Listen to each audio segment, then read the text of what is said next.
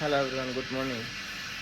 के तपाईँहरू काठमाडौँमा हुनुहुन्छ अनि काठमाडौँबाट नजिकै कुनै गाउँ जस्तो भाइ आउने अनि फ्रेस हावा खान चाहनुहुन्छ भने तपाईँहरूको लागि बेस्ट अप्सन हुनसक्छ घ्याम्पे डाँडा हो।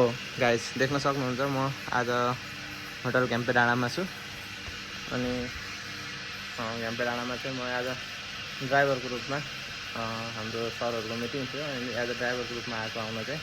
र आज म यहीँ बसेँ, यहीँभित्र बसेँ हो म।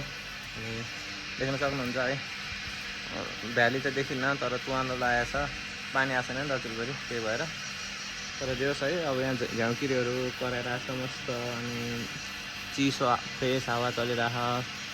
बेलुका त झन् यति शीतल आनन्द हुन्छ नि बेलुका।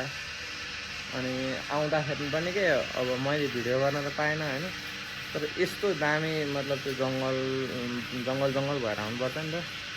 अनि त्यो दामी रोडहरू होइन, ट्रेकिङको लागि पनि एकदम बेस्ट अप्सन हो कि, मलाई चाहिँ त्यस्तो लाग्छ होइन। यदि कोही आउन मतलब नजिकै काठमाडौँबाट नजिकै गाउँको भ्यूहरू देख्न चाहनुहुन्छ अनि फ्रेस हावाको अनुभव गर्न चाहनुहुन्छ भने चाहिँ घ्याम्पे डाँडा तपाईँहरूको लागि बेस्ट अप्सन हुनसक्छ है त। जो ट्रेकिङको लागि एकदमै एक्साइटेड हुनुहुन्छ उहाँहरूलाई यो भिडियो सेयर गरिदिनु होला है। ओके गाइस, फेरि भेटौँला।